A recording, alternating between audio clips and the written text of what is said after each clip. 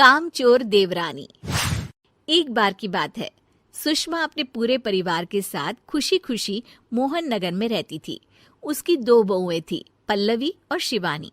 एक दिन दोनों बहुएं रसोई में काम कर रही होती है कि तभी उनकी सास सुषमा उन्हें बुलाती है। अरे बहू, जरा इधर तो आना।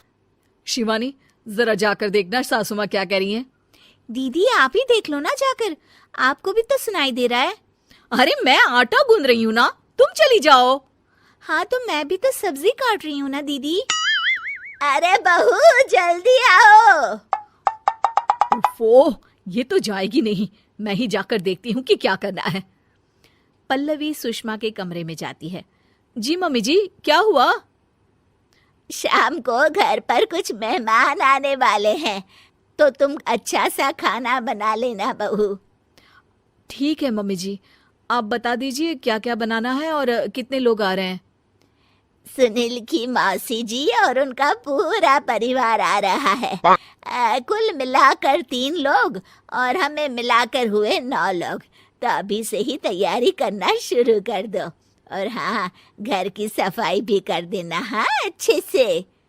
जी मम्मी जी, सब काम हो जाएगा, आप चिंता मत कीजिए। पल्लवी शिवानी को घर में मेहमान आने वाले हैं इसके बारे में बताती है। क्या 9 लोगों का खाना बनाना होगा, घर की सफाई करनी है? बाप रे, सासू माँ ने तो हमें घर की नौकरानी ही समझ कर रखा है। ऐसा नहीं बोलते शिवानी, हम इस घर की बहू हैं और घर के काम करना हमारा फर्ज है। दीदी तो है ही सासू माँ की चमची, जब देखो सासू माँ सासू माँ। मैं तो इतना सारा काम नहीं करने वाली। शिवानी कपड़े लेकर गमला साफ कर रही होती है और चक्कर आने का नाटक करने लगती है। मेरा सर चकरा रहा है। तभी वहां पल्लवी और सासू माँ जाते हैं। अरे बहू, क्या हो गया तुम्हें? मम्मी जी, बहुत तेज सर में दर्द हो रहा है। तुम एक काम करो शिवानी, आराम कर लो। नहीं नहीं दीदी, घर में मेहमान आने वाले हैं, मुझे आपकी मदद करनी चाहिए। अरे कोई बात नहीं शिवानी, तुम आराम कर लो, मैं सब काम कर लूंगी। ठीक है दीदी, अगर आप इतना कह रही हैं तो आराम कर लेती हूँ।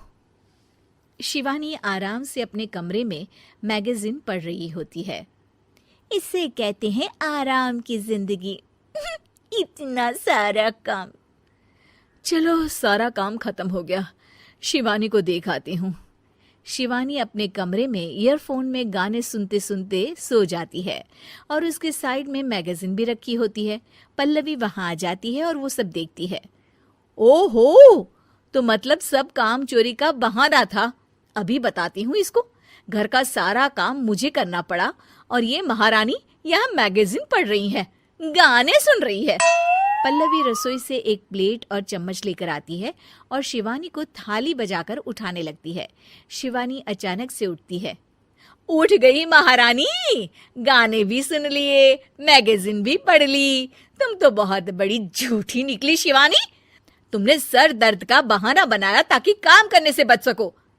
हाँ बनाया बहाना, तो क्या करती, इतने सारे काम करती। मुझे कोई शौक नहीं है चापलूसी का। क्या चापलूसी? तुम्हें लगता है कि मैं सारे काम चापलूसी के लिए कर रही हूँ? नहीं तो क्या। तभी वहां सासू माँ आ जाती हैं। अरे बहू, वो लोग बस आने ही वाले हैं, तुम तैयारियां कर लो। जी सासू माँ, तुझे तो मैं बाद में देखती हूँ। सब खाना खाने बैठते हैं और खाना शुरू करते हैं। तभी सुनील की मौसी बोलती है। वाह भाई वाह, खाना तो बहुत ही अच्छा बना है सुषमा जी, एक एक चीज में क्या स्वाद है। ये सुनकर शिवानी मुंह बना लेती है। उसे अपनी जेठानी की इतनी तारीफ रास नहीं आती। आपकी बहुएं तो बहुत ही अच्छा खाना बनाती हैं। हाँ, बनाती तो दोनों ही अच्छा है, पर आज ना ये सारा खाना बड़ी बहू ने बनाया है। छोटी बहू की तबीयत ठीक नहीं थी, सो इसलिए। मानना पड़ेगा सुषमा जी, आपकी बड़ी बहू तो बहुत ही गुणवान है। पल्लवी की तारीफ सुनकर शिवानी को जलन होती है। पल्लवी ये सुनकर खुश हो जाती है और शिवानी की तरफ देखकर उसे चिढ़ाती है। कुछ देर बाद मेहमानों के जाने का वक्त हो जाता है। मौसी जी सबके लिए उपहार लाई होती है। वो सबको शगुन के पैसे देती हैं और अंत में पल्लवी के पास आती है।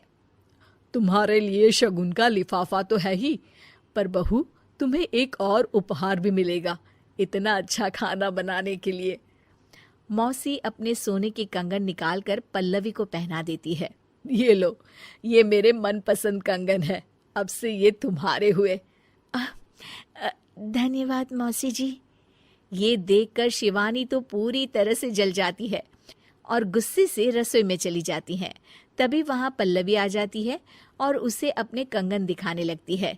देवरानी जी, अब आपका सर दर्द ठीक तो है ना?